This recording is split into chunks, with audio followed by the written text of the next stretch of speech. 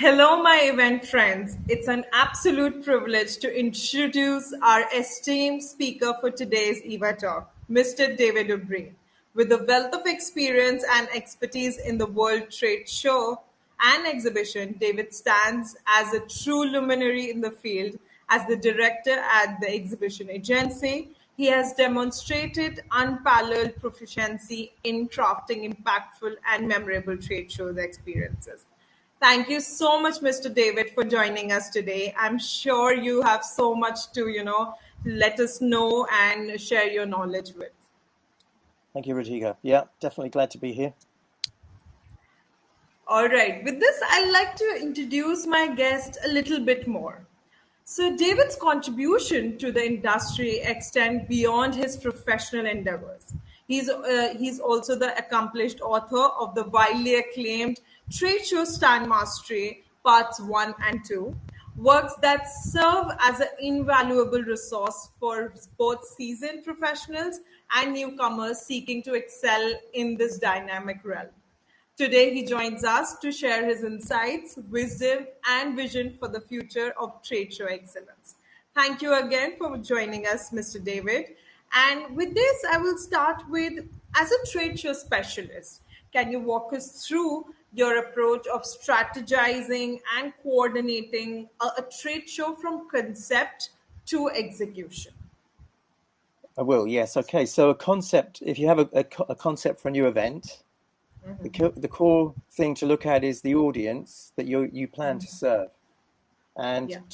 to see whether probably you're thinking about the audience because you recognize that they don't have a show of their own at the moment. They might be Yeah. going to other events, but they don't have their own event. So you can make it audience focused, and that will be one approach. And with an audience that you're looking at what shows do they go to at the moment, or how do they receive the information they need, and how could your Yeah. event deliver it in a better way? You can look at it the other way and say that there's an emerging industry. So, for instance, green technology, IT a few years ago, these were emerging industries. If you think about information security for Yeah. IT, that was a core Yeah. audience that was going to bigger events. They didn't have a home of their Yes. own. And that's the first part of that strategy. And then so you identify your audience, and from there you work out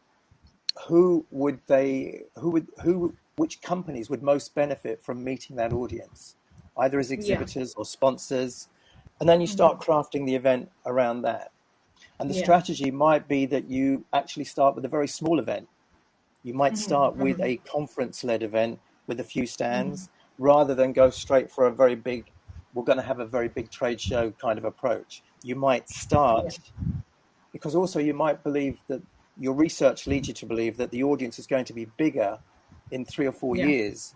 It might not be at its full maximum sort of size when you launch. Yeah. Does that help? Perfect. So that's Yeah. how you Perfect. kind of shape the strategy. And the more that you know about the visitors, the better. If you can meet with some of your prospective visitors, find out what's happening in their world. Yeah. Where are they getting what are the problems they face? How do they get the information they need to solve those problems? Then you can make your show, your event, as relevant as possible when you launch. Yes. Surely. Surely.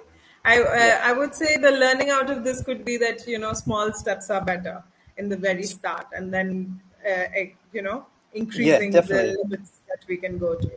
Yes. And the more that you actually have visitor comment on board, your prospective visitors, the easier it will be when you talk to exhibitors or sponsors, because you're talking Yeah. about real life. Yeah. You're not talking from a sales brochure. You're talking about real conversations. Yeah. Of course, of course. Yeah. That's a great point that actually one should consider while they are, coming to this new market that we can say. All right. So could you share some of your creep principles and strategies for creating eye-catching and functional exhibit spaces? Yeah, I think, well, I always try to work with exhibitors, first of all.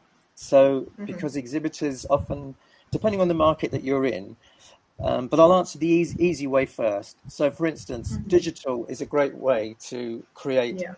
an impact when people either enter an exhibition or whether they go into a seminar area. Digital is very, you can have very big screens, you can have instant information, play videos, music. So that's one thing, and that's maybe the obvious thing that people think about. But really, for visitors, it's if you've done that research, it might be that they're looking for something different. They're looking for interactivity, for instance.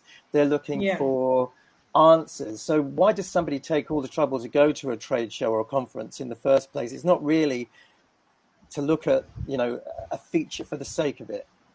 Yeah. But if you've got a production line, for instance, and your audience are technical people, they will love seeing that production line. But you Yeah. might also then get some of your exhibitors or sponsors involved in putting that production line together.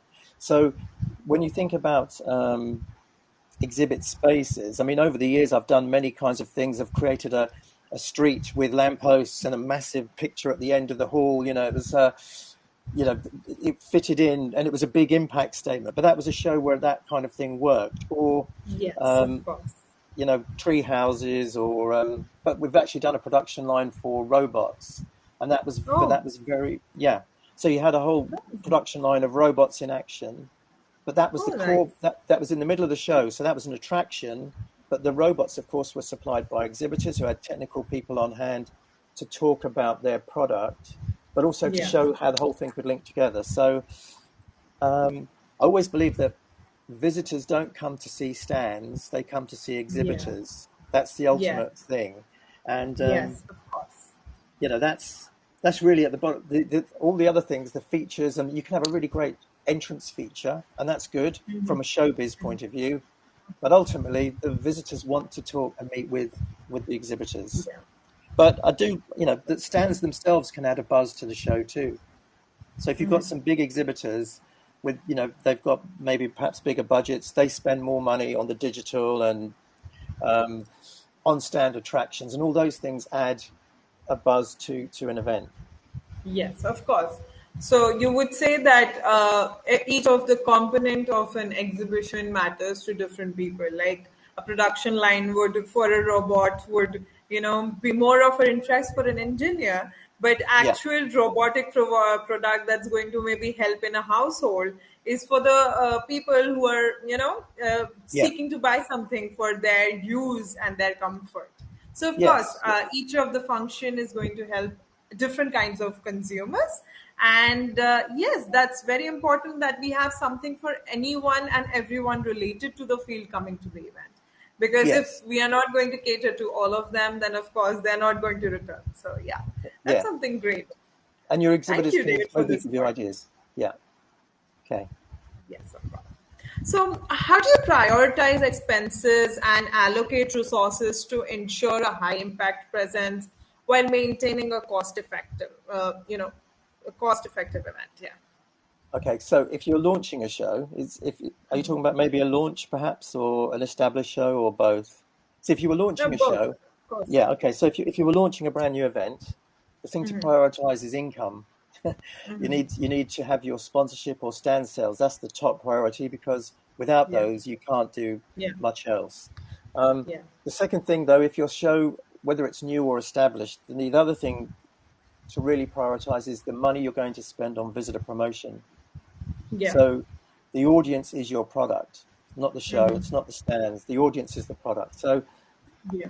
that would be the next thing to prioritize: is how much money do we need to get the attendance we Yeah. believe we should get. Yeah. After that, I would prioritize spending money on the marketing team, the actual people who are going to run the campaign, and to get the Yeah. best possible marketing team together, Yeah. because you need a great team, or a very Of good course. team, to deliver. Yeah. Yeah. The other expenses that people think of are kind of what I would say are standard costs. So, you've got to have a venue. You might Yeah. have room hire if you're running a conference, but those things are quite easy to identify, because you talk to the venue and you say, I want to be there for 2 or 3 days, or, what are the costs for that? Um, Yeah. but I think visitor promotion is a key is a key area to look at, because if you have a great venue and you've got nice stands, but you haven't spent enough money, or spent the money correctly or wisely on attracting the visitors, then you've shot yourself in the foot with having a great hall and everything Yes. else. So yeah, Yes, of course. So yeah, maybe prioritizing is the key to it, that what all is needed. And of course, if we have great exhibitors and great sponsors, then half of the work is done. So yes, yeah, and that's also when you do your budgeting, you might think about how you would get some of your sponsors and exhibitors to promote the yeah, show as well, because yeah, it is a joint business, really. Although yes, you're the of course, organizer, it's in their interest that the show works. Because yeah, if a new show is launched or even an existing show, you want that show to carry on working because that's where they're going yes, to go to get business. So the more that yeah, you sort of work in partnership is the idea, but that's another area that you can actually reduce costs or extend the value of the money that you spend, if that makes sense. Yeah. Oh, all right. All right. So I would say that prioritizing the areas of interest is the key to the cost effectiveness. All Yeah. right. Yeah. So you've been acclaimed for crafting impactful trade show experiences. What innovative elements of technologies do you believe are essential for modern exhibition design, and how do you integrate them into experiences you create? Okay. I think there's two things to say about experience. The first one is the boring one that most All right. people forget about. And Yeah. experience, again, for a visitor, if you can have a very you can have a fantastic show on the inside, but if the parking has been a nightmare, if the catering is horrible, if there's a Yeah. huge queue when you get to the entrance, these are Yeah. things that is visitor experience. Yes. So if you were going to have a fantastic show, they're often the things that are forgotten about. People think, Yeah. I must get in and have a great feature area within the show or a great entrance. They're good to have. But the Yeah. first area to look at is your visitor experience. How easy is it for them to get to your show? How easy will it be for them to access the show? So that's the boring bit, but it's very, very Yeah. important. On the Yeah. second thing, I think I've already mentioned digital is probably the most accessible way to create a visual impact. But also virtual reality, for instance, depending on your show, some of your exhibitors will have they will have presentations in their software that you don't have, but you can Yeah. relay through screens or through feature areas within a show. So in terms of technologies, I think digital has transformed the look of many shows. Yeah. Um, but you can do quite you can be old tech as well with placing cars. I hung a plane once from the roof of an exhibition hall, and that worked Oh. really well in attracting people. It was a light aircraft, it wasn't a big Yeah. jet or anything, but you could see it from a long way off. And Yeah. but we also had a motorized dinosaur, a Tyrannosaurus Rex. Oh, It that's was a nice. Yeah, and that attracted people. The thing was, people looked at it, but it tied into one of the exhibitors. But I think so. Technology, there is a lot of with electronics, with digital, there are a lot of things that you can look at. But I think it's always in Yeah. keeping it within the nature or the spirit of your event. You don't want Yes. to if you've got a banking conference or something, you don't want a dinosaur meeting people when they get Of to the course. entrance. Of course. Of But I do course. always think as well, the boring bit is very important. Making, Yeah. having very personable people at the entrance, smiling, welcoming people. That is all visitor experience as well as all Of those course. digital things. Yeah, yeah. Of course. Of course. So, but in specific, is there a trend that you think that these new digital ways of reaching out are also helping? Like, of course, social media and etc. This is helping trade shows and events to reach to a large audience, which probably we could have not thought in the previous days. So it does help in that way too. Definitely does. But if you think as Yeah. well that so all those things that you've mentioned, they will attract people to your website. So for instance, Yeah. let's say that you've got which is brilliant. But what you've got to do with your website is convert those people Yeah. into visitors. So you might have 50,000 people come through your website, but your attendance might only be 5,000 or it might be Yeah. 3,000. So it's the digital element of marketing is very important. You can reach a lot of people, but it's Yeah. always about reaching the right people. and then also thinking about how you can convert them, or how you can market them, the people who didn't come. What could you Yeah. market to them? So could they buy access to the conference program? Could they buy, access to interviews with some of the leading experts that were at your event? So that's the other side of the digital marketing element of an event, which I I think think some companies are getting here into. even 10 times can help. We Yeah. help people reach to the right target. So of course, a marketing tool as a third party marketing, we definitely come into action. All Yeah, right. that's good. So Good. for Yes. So for businesses looking to maximize their impact at trade shows, what strategies or best practices would you recommend to ensure they only attract visitors but also create lasting impressions? Well, I think this might be another area that you get involved in, but Yeah. see, the thing about it is that trade show organizers, they're not magicking up, they're not creating brand new people to come to their event. Those people Yes. are already out there, and they're Yeah. people that your exhibitors are probably marketing to or wanting to reach. So I'd say the first thing for an exhibitor is that they're in competition. So our job Very as an organizer, important. yeah, our job as an organizer is to get the people through the door. Their job as an exhibitor is to attract more of the people that are right for their business to their stand. And that actually has to start probably weeks before an event happens. So Yeah. direct marketing, taking a direct marketing approach to Yeah. exhibiting is very important too, so that you're giving people valid reasons to come and see you at the show. Otherwise, why should Yes. they, take hours out of their day when they get Yeah. to a show, Of visitors course. only have a few hours. They Yes. might have Of 6 course. hours, but if it's a big show, they might want to go to a seminar program or two seminars. What are you going to say to them to make them definitely plan to visit your stand at that show? So Yeah. because you can do this, either you can think this way as a big company with the biggest stand or the smallest stand. What you want to Yeah. do if you're exhibiting with a small stand is make your stand the most interesting, the most memorable to the people that you best serve. Not everyone. So it's like a website, or your stand is like in the Yeah. internet. You've got all these Yeah. people milling around you, but really you're not after every single person walking through the door. There are some people there that are more relevant to you than any of the others, and they're the ones that Yes. you want to attract. So things like email marketing is very important. Social media is important. Of Um, course. Getting people to landing pages on your website is important. But you Yes. also giving them, maybe booking appointments with them and saying why Yeah. they should have an appointment and what they're going to get when they get there. There'll be a demo. There'll be some goodies perhaps that they can Yeah. Yeah. Free take away. samples. Yeah, but only these are for the people that you've identified as key buyers. And Yeah. then after the show, it's exactly the same thing. You're back in contact with them, and it's, hi, Radhika, you came onto our stand, and we were talking about this particular product, and you said you've got a need. It's very personal, and then so is Yeah. your email, and Yeah.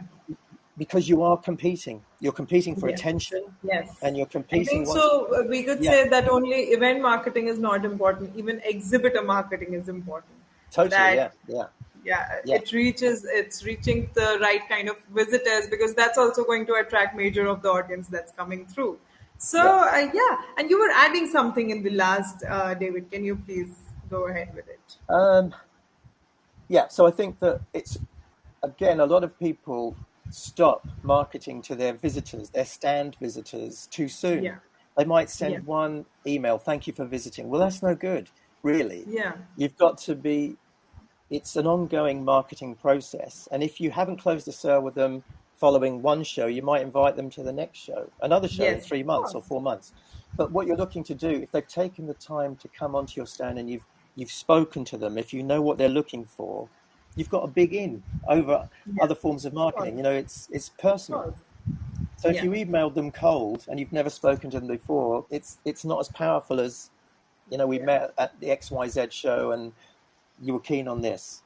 Yeah. Yeah, of course, agreed, totally agreed that it's quite important to have like an impact, and a personal impact always works. That's why PR is still standing the most important as a marketing factor.